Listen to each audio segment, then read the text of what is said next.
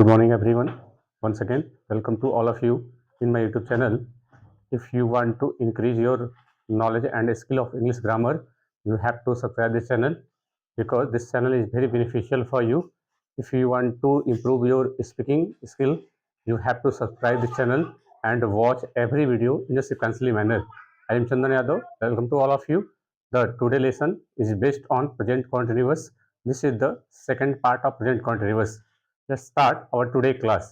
यदि आपको अपनी इंक्रीज करनी है नॉलेज आपकी ग्रामर की या स्पोकन की, तो ये चैनल ये प्लेटफॉर्म आपके लिए काफ़ी ज़्यादा बेनिफिशियल है। और यदि आप बोर्ड के स्टूडेंट हैं, क्लास 10 के, क्लास 12 के, या कंपटीशन की तैयारी कर रहे हो या और अदर क्लासेस के हों, तो ये सारी की सारी वीडियो आपके लिए काफ़ी ज़्यादा महत्वपूर्ण है। टेंस का लेक्चर चल रहा है।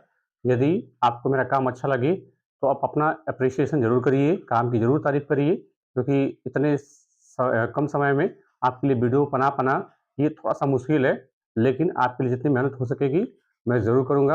और आपको जितने भी नॉलेज है ग्रामर की, जो आपने शायद अभी देखा नहीं होगा, ये सारा का सारा ज्ञान आपको यहाँ से मिल जाएगा। एक दिन आएगा जब पूरी वीडियोज़, जहाँ तक हालाँकि मैं अंत तो नहीं कह सकता, लेकिन अपने आप को आपके ऊपर जो आपकी स्किल बढ़ेगी, उससे आपको समझ में आ जाएगी, हाँ, मैंने ये प्लेटफ़ॉर्म काफ़ी अच्छा चूज़ किया था, जिससे मुझे बहुत कुछ सीखने को मिला है। एक दिन आपको भी अपने नॉलेज पे फ़क्र होगा। चलिए शुरू करते हैं प्रेजेंट कॉन्टिन्यूअस का। जब मैंने पहला पार्ट कल पढ़ाया था, आज डील करेंगे इसके सेकंड पार्ट को। प्रेजेंट इंडेफिनिट की जितने भी लेक्चर थे, यदि आपने अभी तक भी नहीं देखा है तो जाइए और ज़रूर देखिए। आपको इससे बोर्ड के एग्जामिनेशन में काफ़ी हेल्प मिलेगी और आप उसमें एरर करेक्शन करना पकड़ सकेंगे, कैसे एरर होगा और कैसे उसमें हम करेक्शन कर पाएंगे। चलिए शुरू करते हैं आज का अपना सेकंड पार्ट, जो है प्रेजेंट कॉन्टिन्यूअस का। उसमें मैंने कल आपको बताया था स्टेटिव वर्ब के बारे में। मैंने आपको वर्ब के बारे में जब कल बताया था, तो ये दिखाया था कि वर्ब 2 टाइप्स की होती है। एक होती है एक्शन वर्ड, जिसमें कोई एक्शन परफॉर्म हो, जैसे ही इज़ रीडिंग, वो पढ़ रहा है, पढ़ने का काम हो रहा है, तो रीडिंग हो जाएगी एक्शन वर्ड और ये हो जाएगी मेन वर्ब। लेकिन उसी दौरान मैंने ये भी बताया था कि एक वर्ब होती है स्टेट वर्ब। स्टेट वर्ब क्या होती है? जिससे किसी की काम, वहाँ पे कोई काम होता नहीं है, वहाँ पे केवल इन्फॉर्मेशन दी जाती है ना? वहाँ पे कोई इन्फॉर्मेशन दी जाती है। जैसे आई एम हैप्पी हो गया, आई एम हैप्पी हो गया, आई लव माई कंट्री, मैं अपने देश से प्रेम करता हूँ। तो ये केवल इन्फॉर्मेशन है, इसमें कोई एक्शन नहीं होता। तो उससे मैंने ये 5 वर्ड आपको दिखाया था कि सी, हियर, टेस्ट, स्मेल, अपीयर और हैव। मैंने ये 5-6 वर्ड आपको दिखाई थी। मैंने आपको ये भी बताया था कि ये ऐसी वर्ड है जिनमें एक्शन तो परफॉर्म नहीं होता है, और मैंने ये भी बताया था कि जहाँ पे एक्शन परफॉर्म नहीं हो पाएगा, उस वर्ब की आईएनजी फॉर्म नहीं होगी, यानी उसे प्रेजेंट कॉन्टिन्यूअस में या किसी भी कॉन्टिन्यूअस में नहीं लिखेंगे। लेकिन ये वर्ब जो है, ये वर्ब जो है आईएनजी फॉर्म में भी आपको दिख जाएंगी। तो अगर जब ये आईएनजी फॉर्म में दिख जाएंगी, तब ध्यान रखिएगा इनका मीनिंग कुछ और हो जाएगा। जैसे आपको मतलब सी मतलब देखना होता है, सबको मीनिंग आप पता है कि सी मतलब देखना, लेकिन जब ये आईएनजी फॉर्म आएंगी तब इनका मीनिंग कुछ और हो जाएगा। वहां पे उसका मतलब देखना नहीं हो पाएगा। तो हमें इसी चीज को देखना है। हालांकि बोर्ड के एग्जाम में आपको इतना सब देखने को मिलेगा नहीं, ये आपकी बेसिक नॉलेज को इम्प्रूव करने के लिए है। तो चलिए शुरू करते हैं। हाँ, एक और बात, कल मैंने आपको ये भी बताया था कि जो वर्ब अगर आईएनजी फॉर्म में नहीं हो पाती हैं, उनको प्रेजेंट इंडेफिनिट में लिखते हैं, है ना? जिन वर्ब की आईएनजी फॉर्म नहीं हो पाती है, उनको प्रेजेंट इंडेफिनिट में ही लिखते हैं, यानी वर्ब की बेस फॉर्म से लिखते हैं। चलिए कल के 2 जो एग्जाम्पल था, जो मैंने आपको होमवर्क में करने को दिया था, उसको देख लेते हैं क्या एरर था और उसके यहाँ पे करेक्शन क्या हो पाएगा। He was punished for believe a lie. उसे पनिश किया गया था फॉर बिलीव करने के लिए। बिलीव मतलब विश्वास करना। अब देखिए, हालांकि बिलीव तो विश्वास करना, इसमें तो कोई एक्शन होता नहीं है। अगर एक्शन नहीं होगा तो इसकी आईएनजी फॉर्म नहीं हो पाएगी। लेकिन देखिए यहाँ पे बिलीविंग में आईएनजी आएगी, है ना? यहाँ पे जो बिलीव है, इसकी आईएनजी फॉर्म हो पाएगी, है ना? कैसे हो पाएगी बिलीविंग की एक्शन वर्ड? क्योंकि देखिए फॉर क्या है? प्रीपोजिशन, है ना? फॉर क्या है? प्रीपोजिशन। और प्रीपोजिशन का ऑब्जेक्ट कौन हो जाएगा? बिलीव। और ऑब्जेक्ट चाहिए तो नाउन चाहिए, तो नाउन बनाने के लिए वर्ब में क्या लगाएंगे? आईएनजी लगा देंगे। तो यहाँ पे बिलीविंग सही था, और जिन्होंने भी बिलीविंग किया होगा उनके आंसर सही हो जाएंगे। सेकंड क्वेश्चन क्या था? His understand of English grammar is very deep. उसकी जो इंग्लिश ग्रामर की जो अंडरस्टैंडिंग है, वो काफी गहरी है। अब देखिए यहाँ पे अगर मैं बोलूँ तो ये ऑफ प्रीपोजिशन हो जाएगा, इसका ऑब्जेक्ट ये इंग्लिश हो जाएगी, है ना? ये जो यहाँ पे लिखा हुआ है तो ये मेन वर्ब हो जाएगी। इसका मतलब हमें सब्जेक्ट चाहिए। अब देखिए हमारे पास वर्ड 2 बचा हुआ है, हीज बचा हुआ है और अंडरस्टैंड बचा हुआ है। हिज क्या होता है? हिज पोसेसिव मतलब हिज जो है पोसेसिव एडजेक्टिव होता है। ये किसी नाउन या प्रोनाउन की विशेषता बताने के लिए हम यूजुअली लगा सकते हैं। तो यहाँ पे तो ये एडजेक्टिव हो जाएगा, तो इसका मतलब सब्जेक्ट तो ही वर्ड बचेगा, और अंडरस्टैंड एक मेन वर्ब होती है, और हमें चाहिए क्या? सब्जेक्ट चाहिए। तो सब्जेक्ट बनाने के लिए वर्ब में क्या करते हैं? आईएनजी फॉर्म लगा देते हैं, यानी यहाँ पे हमें अंडरस्टैंडिंग करना पड़ेगा। अब जैसे ही आईएनजी लगा देंगे, अब ये सब्जेक्ट वाला काम करने लग जाएगा, यानी ये इस केस में जीरेंड फॉर्म बन जाएगी। तो ये 2 करेक्शन थे, आप देख लेंगे। शुरू करते हैं। Present continuous tense, this is the part number 2 of present continuous tense. पहला वर्ड क्या है? सी। सी मतलब देखना। देखिए, जब इसका मतलब देखना हो जाएगा, तब ये स्टेट वर्ब हो जाएगी। स्टेट वर्ब का मतलब आप इस बात को समझ लीजिएगा कि स्टेट वर्ब क्या होती है। स्टेट वर्ब वो वर्ब होती है जो कोई इंफॉर्मेशन देती है, उसमें कोई एक्शन नहीं हो पाएगा। तो स्टेट वर्ब से ध्यान रखेंगे। हाँ, मैंने वीडियो नंबर 82 में स्टेट वर्ब पढ़ाया हुआ है, आप वहां से जाके देख लेंगे। क्या लिखा हुआ है? My mother is seeing that you are not working. मेरी मदर देख रही हैं कि तुम वर्क नहीं कर रहे, तुम काम नहीं कर रहे हो। अब देखिए, अगर इसमें कोई एक्शन नहीं हो पाएगा, अगर इसमें कोई एक्शन नहीं हो पाएगा, तो इसकी आईएनजी फॉर्म नहीं हो पाएगी। जब ये देखना इसका मीनिंग होगा, तब ये स्टेट वर्ब हो जाती है, और जब ये स्टेट वर्ब होगी, तो इसको कॉन्टिन्यूअस में नहीं लिख पाएंगे। किसमें लिख पाएंगे? प्रेजेंट के इंडेफिनिट में लिख पाएंगे। और प्रेजेंट की इंडेफिनिट में वर्ब की कौन सी फॉर्म आती है? वर्ब की पहली फॉर्म आती है, बेस फॉर्म आती है। यानी यहाँ से हमें इस इज और आईएनजी फॉर्म को ड्रॉप करना पड़ेगा। फिर क्या लिखेंगे? यस डबल ई कर लेंगे। और सब्जेक्ट हमारा क्या है? मदर, और मदर है सिंगुलर नाउन, तो वर्ब में यस पुट कर देंगे। तो इस प्रकार से हमारा करेक्शन हो जाएगा। काफी इजी था, लेकिन ध्यान रखिए, कभी भी वर्ब में आपको सी में आईएनजी भी देखने को मिल जाएगा, और जब सी में आईएनजी देखने को मिल जाएगा, तो उसका मतलब क्या हो जाएगा? मिलना हो जाएगा। नोट में क्या लिखा हुआ है कि कभी भी सी में अगर आईएनजी आपको देखने को मिल जाए, तो ध्यान रखिएगा, उसका मतलब क्या हो जाएगा? मिलना हो जाएगा। जैसे my father is seeing the doctor again. मेरे फादर डॉक्टर से दोबारा मिल रहे हैं। यहाँ पे भले ही कॉन्टिन्यूअस में लिखा हुआ है, इज हमारा हेल्पिंग वर्ब हो जाएगी, और सीइंग क्या हो जाएगी? Main verb. फादर हो जाएंगे सब्जेक्ट, है ना। डॉक्टर क्या हो जाएंगे? Object of main verb. और कब मिल रहे हैं? तो अगेन मिल रहे हैं, तो ये एडवर्ब ऑफ टाइम हो जाएगा।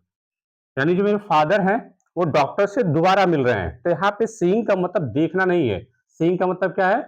मिलना इसका मतलब है। तो जब इसका मतलब मिलना होगा, तब इसकी आईएनजी फॉर्म हो सकती है, इसको कॉन्टिन्यूअस टेंस में लिखा जा सकता है। लेकिन जब इसका मतलब देखना होगा, तब इसकी आईएनजी फॉर्म नहीं हो पाएगी, इसलिए हम इसको कॉन्टिन्यूअस टेंस में नहीं लिख पाएंगे। काफी अच्छा था। चलिए नेक्स्ट नेक्स्ट देखते हैं। हियर। हियर का मतलब क्या होता है? सुनना। हमने पढ़ा है कि हियर का मतलब सुनना होता है, लेकिन ध्यान रखिए, जब ये इसका मतलब सुनना हो जाएगा, तब ये स्टेट वर्ब हो जाती है।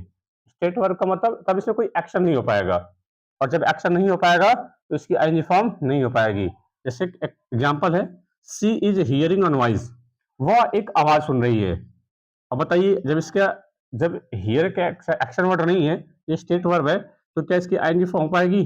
नहीं हो पाएगी। तो इसको किस टेंस में लिखेंगे? प्रेजेंट के इंडेफिनिट में लिखेंगे, यानी वर्ब की कौन सी फॉर्म आएगी? वर्ब की बेस फॉर्म आएगी। तो यहाँ पे लिखेंगे हियर, ये वर्ब की बेस फॉर्म है। अब देखिए, सब्जेक्ट हमारा कैसा है? सिंगुलर है, तो वर्ब में क्या लगा देंगे? यस पुट कर देंगे। सी हियर्स अ नॉइज। लेकिन हालांकि यहाँ पे लिखा भी है सी हियर्स और नॉइज, इस प्रकार से हमारा करेक्शन हो जाएगा। लेकिन ध्यान रखिए, जब हियर में आईएनजी लग जाएगा, हियर में जब आईएनजी लग जाएगा, तब इसका मतलब होता है सुनवाई करना। जैसे कोर्ट में होता है ना कि जज केस की सुनवाई करते हैं, तो हियर में जब आईएनजी लग जाएगा, तो उसका मतलब हो जाएगा सुनवाई करना। Let's see the example. The जज is hearing a case today. आज जो जज हैं, वो एक केस की सुनवाई कर रहे हैं। आज जज जो है, आज जज एक केस की सुनवाई कर रहे हैं। तो यहाँ पे इज हो जाएगी हेल्पिंग वर्ब, और हियरिंग हो जाएगी मेन वर्ब। जज क्या हो जाएंगे? सब्जेक्ट। Hearing what? क्या सुन रहे हैं? केस। तो केस इज द ऑब्जेक्ट। कब सुन रहे हैं? तो टुडे। तो ये हो जाएगा एडवर्ब ऑफ टाइम। तो देखा आपने कैसे इनकी आईएनजी फॉर्म बदलने से इसकी पूरी मीनिंग चेंज हो जा रही है। वो जो मीनिंग हम पढ़ते हैं, तो जिसका मतलब इन सब का जो मीनिंग होगा, जो आप जानते हैं, तो वहां पे इनकी आईएनजी फॉर्म नहीं हो पाएगी। लेकिन जब इनमें आईएनजी लगेगी, तब इनके मीनिंग जो है पूरे चेंज हो पाएंगे। Let's see the next word, test. Test का मतलब क्या होता है? एक टेस्ट का मतलब चखना भी होता है। जैसे होता है ना कि हम लोग से कोई खाना बनता है, तो औरतें घर पे पहले एक बार चख लेती हैं कि नमक ज्यादा है कि नहीं है ना। तो उसको टेस्ट मतलब चखना भी होता है। लेकिन ध्यान रखिए, टेस्ट का मतलब स्वाद भी होता है। जब इसका मतलब चखना होगा, तब उसमें कह सकते हैं कि टाइम कंज्यूम होगा, तब उसमें एक्शन परफॉर्म हो पाएगा। जैसे हम कोई भी चीज़ अगर चखेंगे, तो उसमें एक्शन परफॉर्म हो पाएगा और इसकी आईएनजी फॉर्म पॉसिबल है। लेकिन जब इसका मतलब स्वाद होगा, तब उसकी आईएनजी फॉर्म नहीं हो पाएगी। Let's see with example, sugar is testing sweet. Sugar sugar मीठा चख रहा है। शुगर मीठा चख रहा है। यहाँ पे चखना मीनिंग तो हो नहीं पाएगा, क्योंकि टेस्ट का मतलब क्या होता है, स्वाद लेना। यानी यहाँ से इसकी आईएनजी फॉर्म को एग्जिस्ट नहीं हो पाएगी। हमें क्या लिखना पड़ेगा, टेस्ट लिखना पड़ेगा, और सब्जेक्ट हमारा सिंगुलर है तो इस लगा देंगे। Sugar test sweet. शुगर का स्वाद शुगर का स्वाद मीठा होता है, ये इसका मीनिंग हो जाएगा। इसे यहाँ पे लिखा भी है, ठीक है। चलिए अब देखिए, अगर इसका आईएनजी फॉर्म अगर देखने को आपको मिल जाए, जब भी टेस्ट में अगर आईएनजी फॉर्म देखने को मिल जाए, तो उसका मतलब क्या हो जाएगा, चखना। जैसे क्वेश्चन क्या हो जाएगा, I am testing the soup. मैं सूप चख रहा हूं। जब भी हम किसी चीज को चखेंगे तो एक्शन परफॉर्म हो पाएगा, तो उस केस में जो टेस्टिंग हो जाएगी वो मेन वर्ब हो जाएगी, और इज एम आर क्या हो जाएगी, हेल्पिंग वर्ब हो जाएगी। तो हमको पता है कि ये इज एम आर प्रेजेंट में लगाई जाती है, और आईएनजी को क्या बोलते हैं, कॉन्टिन्यूअस बोलते हैं। तो टेंस कौन सा हो जाएगा, प्रेजेंट कॉन्टिन्यूअस टेंस हो जाएगा। ध्यान रखिए, मैंने बी की फॉर्म आपको पढ़ाया है, डू की फॉर्म पढ़ाया है, और हैव की फॉर्म पढ़ाया है। अगर आपने अभी तक नहीं देखा है तो काफी इंपॉर्टेंट है, जरूर देखिएगा उस वीडियो को। चलिए, तो यहाँ से हमने क्या देखा कि टेस्ट में जब आईएनजी लग जाएगी, तब इसका मतलब चखना हो जाएगा, और जब चखना भी नहीं होगा, तब इसमें एक्शन परफॉर्म हो पाएगा, तो इसको आईएनजी फॉर्म में हम लिख पाएंगे, यानी कॉन्टिन्यूअस टेंस में भी लिख सकते हैं। Let's see the next word, smell.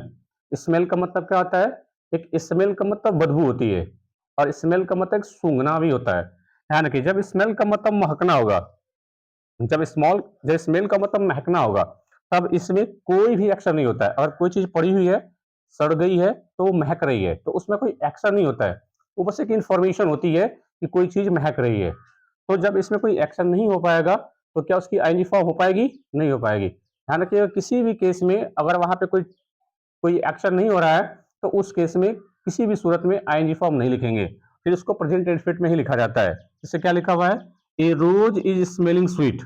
एक गुलाब मीठा महक रहा है। एक गुलाब मीठा महक रहा है। तो अगर ये महकना वाला मीनिंग होगा, तब इसकी आईएनजी फॉर्म नहीं हो पाएगी, इसको ड्रॉप कर देंगे, वर्ब की बेस फॉर्म लगा देंगे, क्या हो जाएगी, स्मेल हो जाएगी। और सब्जेक्ट हमारा सिंगुलर है तो क्या करेंगे, यस पुट कर देंगे, है ना। प्रेजेंट इंडेफिनिट हमने पढ़ा है कि वर्ब में अगर सब्जेक्ट हमारा सिंगुलर है तो यस या यस हम पुट कर सकते हैं। लेकिन जब इसका मतलब स्मेलिंग हो जाएगा, स्मेल में जब आईएनजी लगेगी और जब आपको देखने को मिल जाए, तो ध्यान रखिएगा उसका मतलब क्या होगा, सूंघना होगा। जैसे I am smelling the flowers, मैं फूलों को सूंघ रहा हूं। जब भी आप फूल को सूंघेंगे, तो सूंघने में आपको एक्शन कंज्यूम होगा, टाइम कंज्यूम हो पाएगा, और जिसमें टाइम कंज्यूम होगा, जिसमें टाइम लगेगा, उसकी आईएनजी फॉर्म हम लिख सकते हैं। तो यहाँ पे इज हमारा हेल्पिंग वर्ब हो जाएगी, इज हमारा हेल्पिंग वर्ब हो जाएंगी, और स्मेलिंग क्या हो जाएगी, मेन वर्ब हो जाएगी। तो इस तरीके से हमारा आंसर सही हो जाएगा। अब हमारे पास बचे कितने वर्ड, स्मेल तक हम लोग पढ़ लिए। अब अपीयर और हैव, अब ये दो वर्ड के बारे में हम नेक्स्ट वीडियो में जिक्र करेंगे। फिलहाल के लिए बस आज के लिए इतना ही।